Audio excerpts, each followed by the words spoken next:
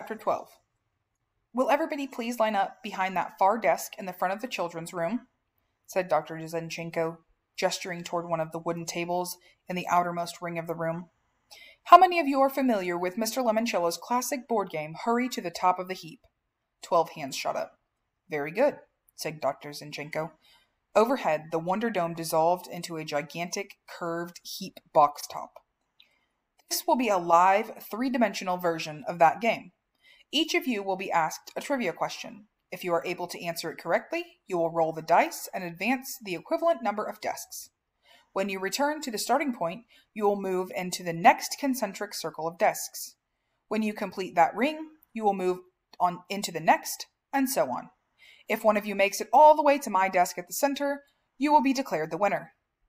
But we don't have any dice, said Yasmin Smith-Snyder. Yes, you do. See that smoky glass panel in the center of the desk? It is actually a touchscreen computer currently running Mr. Lemoncello's dice rolling app. Simply swipe and flick your fingers across the glass to toss and tumble the animated dice. Dr. Zinchenko placed a stack of red cards on her desk. She looked like the host of a TV game show. Before we begin, are there any other questions? Charles Chiltington raised his hand. Yes, Mr. Chiltington.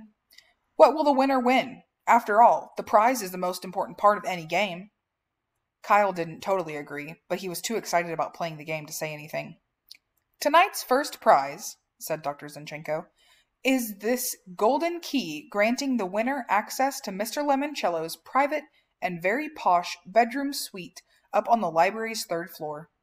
Instead of spending the night on the floor in a sleeping bag, you will be relaxing in luxury with a feather bed, a 72-inch television screen, and a state-of-the-art gaming console.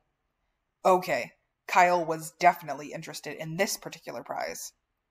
Judging from the wide-open eyes and chorus of oohs and wows all around him, so was everybody else. Dr. Zinchenko flipped over the first question card. What Major League pitcher was the last to win at least 30 games in one season? 6 players got it wrong before Kyle got it right. Denny McLain. Correct.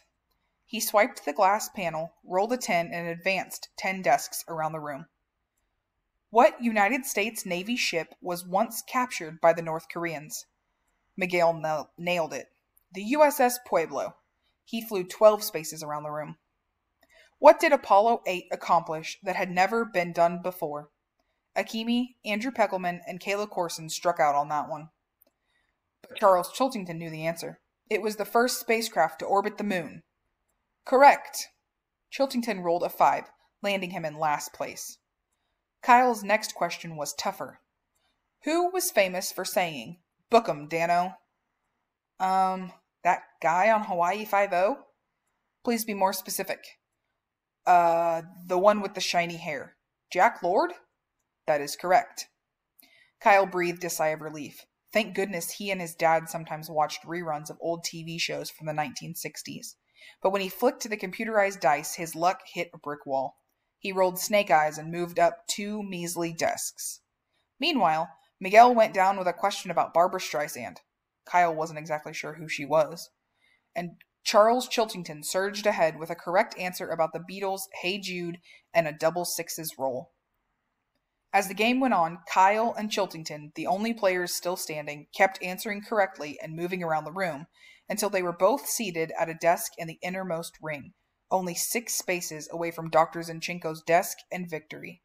Kyle was seriously glad he and his mom had played so many games of Trivial Pursuit with the original, extremely old cards. Kyle, here's your next question. What song in the movie Dr. Dolittle won an Academy Award? Kyle squinted. He had that movie, an old VHS cassette tape that his mom had bought at a garage sale. Too bad they didn't have a VCR to watch it on. But even though he'd never seen the movie, he had read the front and back of the box a couple of times. Talk to the Animals? Correct. He started breathing again. Roll the dice, please, Mr. Keeley. Kyle did. Another pair of 1s. He moved up 2 spaces. Now he was only 4 desks away from winning. Mr. Chiltington, here is your next question. Who was elected president in 1968? I believe that was Richard Milhouse Nixon. You are also correct. Chiltington didn't wait for the librarian to tell him to roll the dice. He flicked his fingers across the glass pad. Yes! Double sixes! Again! He moved around the last ring of desks, tapping their tops, counting them off, even though everybody knew his 12 was more than good enough to carry him to the finish line. Congratulations, Mr. Chiltington, Dr. Zinchenko said as she handed him the key to the private suite. You are this evening's first winner. Thank you, Dr. Zinchenko. I am truly and sincerely honored. Congratulations, Charles, said Kyle. Way to win. Get used to it, Keeley, he answered in a voice only the other kids could hear. I'm a Chiltington.